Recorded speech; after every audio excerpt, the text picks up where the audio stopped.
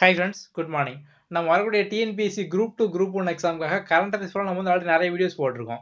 நம்ம இனிமே வந்து கரண்ட் அஃபேர்ஸோட பாலிட்டி, எக்கனாமிக்ஸ், ஜியாகிரஃபி இதெல்லாம் ரிலேட் பண்ணி தான் பார்த்தீங்க அப்படின்னா வந்து அதிகமான கொஸ்டின் கேட்பாங்க. ஸோ இப்போ வந்து உங்களுக்கு பாலிட்டி வந்து ஒரு கொஸ்டின் கேட்டிருக்காங்க அப்படின்னா வந்து கண்டிப்பாக கரண்ட் அஃபேர் பேஸ் பண்ணி தான் வந்து வந்திருக்கும். அதேமாதிரி எக்கனாமிக்ஸாக இருக்கட்டும், ஜியாகிரஃபியாக இருக்கட்டும், எல்லாமே பார்த்தோம் அப்படின்னா வந்து கரண்ட் அஃபேர்ஸை பேஸ் பண்ணி தான் வரும். ஸோ நம்ம வந்து நம்ம கரண்ட் அஃபேர்ஸை பேஸ் பண்ணி எந்த மாதிரிலாம் கேட்பாங்க அப்படின்னு நம்ம கன்ஃபியூஸாக போடுவோம். எந்த வீடியோ மிஸ் பண்ணாமல் பாருங்கள். எல்லாருமே கண்டிப்பாக சபரிமலை கோயில் இஷ்யூ பற்றி படிச்சிருப்பீங்க. முன்னால் பார்த்தோம் அப்படின்னா 10 வயசுக்கு உட்பட்ட பெண் குழந்தைகள், அப்படி இல்லை அப்படின்னா வந்து 55 வயசுக்கு அதிகமான பெண்கள், இவங்க மட்டும் தான் வந்து அந்த கோயிலுக்கு போகணும் அப்படிங்கிற மாதிரி இருந்துச்சு. அது ஏன்னு பார்த்தோம் அப்படின்னா இடைப்பட்ட வயசில் கூடிய பெண்களுக்கு வந்து உடம்புல ஒரு சில பயாலஜிக்கல் ரீசன்லாம் நடக்கும். ஸோ அதை பேஸ் பண்ணி வந்து அவங்க போகக்கூடாது அந்த மாதிரின்னு சொல்லியிருந்தாங்க. ஸோ வந்து அதை எதிர்த்து வந்து கேஸ் போட்டாங்க. எல்லா பெண்களுமே சமம் தான், எல்லாருமே போகலாம் அப்படிங்கிற மாதிரி. அதில் பார்த்தோம் அப்படின்னா வந்து இப்போ வந்து எல்லாருமே போகலாம் அப்படிங்கிற மாதிரி தீர்ப்பும் கொடுத்துட்டாங்க. கண்டிப்பாக ஒரு தீர்ப்பு கொடுக்காங்க அப்படின்னா வந்து சும்மா கொடுக்க மாட்டாங்க. நம்ம அரசியலமைப்பு, நம்ம சட்டத்தை வந்து ஒரு சில இடம்லாம் இருக்கும், அதை பேஸ் பண்ணி தான் வந்து கொடுப்பாங்க. ஸோ நம்ம சப்ஜெக்ட்லையும் பார்த்தீங்க அப்படின்னா வந்து பாலிட்டி இருக்குது. நம்ம வந்து கண்டிப்பாக பாலிட்டியில் வந்து இதை பேஸ் பண்ணி படிக்கணும். எக்ஸாமில் பார்த்தீங்க அப்படின்னா ஸ்ட்ரைட்டாக கேட்க மாட்டாங்க. சபரிமலை கேஸ் வந்து என்ன தீர்ப்பு கொடுத்தாங்க இந்த மாதிரிலாம் வந்து கேட்க மாட்டாங்க. ஸோ இதை பேஸ் பண்ணி நம்ம சப்ஜெக்ட்டில் என்னென்னலாம் இருக்குது அதை பற்றி தான் கேட்பாங்க. இப்போ இந்த டிஸ்பிளேல ஓடுறதான் பார்த்தீங்க அப்படின்னா சபரிமலை கேஸில் வந்து கோர்ட்டில் கொடுத்த தீர்ப்பு. நம்ம அரசியலமைப்பு, நம்ம சட்டத்தில் பார்த்தீங்க அப்படின்னா வந்து நம்ம ஆர்டிக்கல் அப்படிமோ, சரத்து அப்படிமோ, அதில் வந்து ஒரு சில சரத்துலாம் இருக்குது. சரத்து 14, 15, 17, 25, 26, 51 வந்து ஏ சப்கிளாஸ் இ. ஸோ இதெல்லாம் வந்து பாதிக்கப்படுற மாதிரி இருக்கான். ஸோ இது வரைக்கும் அந்த கோயில் இருக்கக்கூடிய நடைமுறை பார்த்தோம் அப்படின்னா வந்து நம்ம அரசியலமைப்பு சட்டத்தை வந்து பாதிக்கப்படுத்துகிற மாதிரி வந்து இருக்கான். ஸோ என்னன்னா நம்ம சட்டத்தில் சொல்லியிருப்பாங்க எல்லாருமே சமம் அந்த மாதிரிலாம் சொல்லியிருப்பாங்க. இது பாதிக்கப்படுற மாதிரி இருக்குது. அதனால் நம்ம வந்து இது வரைக்கும் வந்து அந்த நடைமுறையை ஃபாலோ பண்ணாமல் இதுக்கப்புறம் வந்து எல்லா பெண்களும், எல்லா வயதினரில் இருக்கக்கூடிய பெண்களும் உள்ளே போகலாம் அப்படிங்கிற மாதிரி தீர்ப்பு கொடுத்துருக்காங்க. அப்போ கண்டிப்பாக இந்த தடவை குரூப் 2 எக்ஸாமில் வந்து இந்த 6 ஆர்டிக்கலை பேஸ் பண்ணி வந்து பாலிட்டியில் ஏதாவது ஒரு கொஸ்டின் தான் கேட்பாங்க.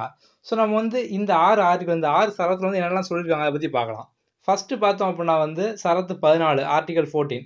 இதில் வந்து சட்டத்தின் முன் அனைவரும் சமம், அதாவது ஈக்குவாலிட்டி பிஃபோர் லா. ஒரு சட்டம் இருக்குது அப்படின்னா வந்து அது வந்து எல்லாருக்குமே சமம் தான். ஆண் பெண் அந்த மாதிரிலாம் பாகுபாடு பார்க்கக்கூடாது, எல்லாருக்குமே வந்து சமமாக இருக்கணும். அடுத்து பார்த்தோம் அப்படின்னா ஆர்டிகல் 15 சரத்து 15. இதில் என்ன சொல்லியிருக்காங்க அப்படின்னா வந்து prohibition of discrimination based on sex, religion, caste. அதாவது வந்து ஒருத்தனோட மதம், இனம், ஜாதி இதெல்லாம் பார்த்து வந்து பாகுபாடு பார்க்குறத வந்து தடை பண்ணியிருப்பாங்க. இதான் வந்து 15. ஸோ வந்து இப்போ இதில் செக்ஸ் அப்படிங்கிற ஒரு வார்த்தை இருக்குது அப்படின்னா வந்து பாலினம், இவங்க பெண்கள் அப்படிங்கிறனால வந்து நம்ம டிஸ்கிரிமினேட் பண்ணி கோயிலுக்கு வரக்கூடாது அந்த மாதிரி நம்ம வந்து சொல்லக்கூடாது. ஓகே, அடுத்து பார்த்தோம் அப்படின்னா வந்து ஆர்டிகல் 17. ஸோ சரத்து 17 என்ன அப்படின்னா வந்து தீண்டாமை ஒழித்தல், untouchability, abolition of untouchability. So இதில் என்ன அப்படின்னா வந்து இப்போ பெண்கள் வந்து 10 வயசு வந்து 50 வயசு வரைக்கும் எதுக்காண்டி வரக்கூடாதுன்னு சொல்கிறாங்க. அவங்க உடம்பு வந்து ஒரு சில மாற்றங்கள், பயாலஜிக்கலாக மாற்றங்கள்லாம் நடக்கும். ஸோ நீங்கள் வந்தீங்க அப்படின்னா வந்து தீட்டு அப்படிங்காங்க. ஸோ இந்த தீட்டுன்னு சொல்கிறது பார்த்தீங்க அப்படின்னா வந்து ஒரு வகையில் வந்து தீண்டாமை தான். ஸோ நம்ம வந்து இந்த மாதிரி தீண்டாமையெல்லாம் வந்து பார்க்கக்கூடாது. அந்த ஆர்டிகல் 17 படி தீண்டாமை வந்து ஒழிச்சாச்சு. அப்போ வந்து அதை பேஸ் பண்ணி வந்து அப்போ இது வரைக்கும் இருக்கக்கூடிய சட்டம் வந்து தப்பு, இந்த கோயிலில் வந்து வரக்கூடாதுன்னு சொல்லக்கூடிய நடைமுறை வந்து தப்பு அப்படிங்காங்க. அடுத்து பார்த்தோம் அப்படின்னா வந்து ஆர்டிகல் 25. இதெல்லாம் சொல்லியிருப்பாங்க அப்படின்னா வந்து அனைவரும் அவர்கள் பிடித்த மதத்தை பின்பற்றலாம், எல்லாருக்குமே வந்து அவங்களுக்கு பிடிச்ச மதத்தை வந்து ஃபாலோ பண்ணலாம். ஸோ வந்து அப்போ வந்து எல்லாருமே அப்படின்னா வந்து எல்லா வயதினரும், எல்லா இனத்தினரும், எல்லா மதம், மொழி யாராக இருந்தாலும் அவங்களுக்கு பிடிச்ச மதத்தை வந்து அவங்க ஃபாலோ பண்ணலாம். இதான் வந்து ஆர்டிகல் 25. அடுத்து பார்த்தோம் அப்படின்னா வந்து ஆர்டிகல் 26.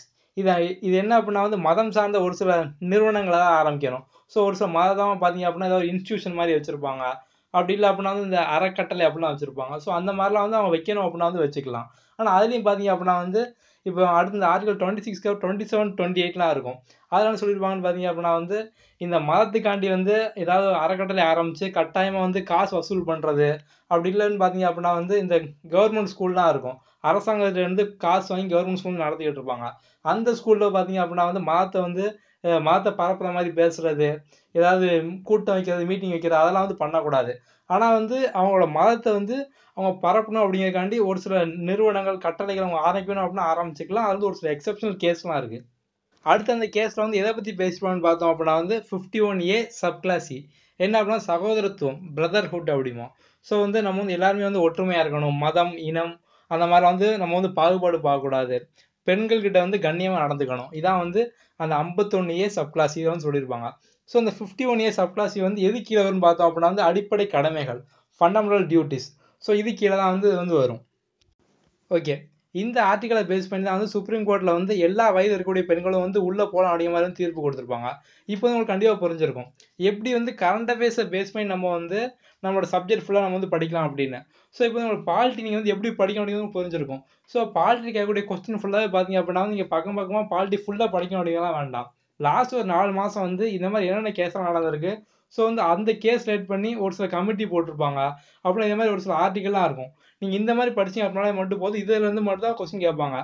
இதே மாரி economics, geography, science and technology. So எல்லாமே பார்த்தோம் அப்படின்னா வந்து நீங்க கரண்ட் அஃபேர்ஸ பேஸ் பண்ணி நீங்க வந்து படிக்கலாம். ஓகே நம்ம சபரிமலை கேஸ் இஷ்யூ பத்தி பார்த்தோம். எல்லாருமே வந்து கோர்ட்ல ஒரு தீர்ப்பு குடுத்தாலுமே வந்து உங்களுக்குன்னு சொல்லி ஒரு ஒப்பீனியன் இருக்கும். ஸோ இப்ப இந்த வீடியோ பார்க்குறது வந்து நீங்க ஒரு ஃபீமேலா இருந்தீங்க அப்படின்னா நீங்க கோயிலுக்கு போவீங்களா? அப்படி இல்ல அப்படின்னா வந்து இப்போ பசங்களா இருந்தீங்க அப்படின்னா வந்து உங்களோட சிஸ்டரையோ அப்படி இல்ல அப்படின்னா வந்து உங்களோட ஒய்ஃபையோ, இல்ல உங்க அம்மாவையோ, உங்க வீட்ல இருக்கக்கூடிய பெண்கள வந்து கோயிலுக்கு அனுப்புவீங்களா? ஸோ அத பத்தி நீங்க வந்து கமெண்ட்ல போடுங்க. நம்ம வந்து அடுத்த வீடியோல பார்க்கலாம். Thank you.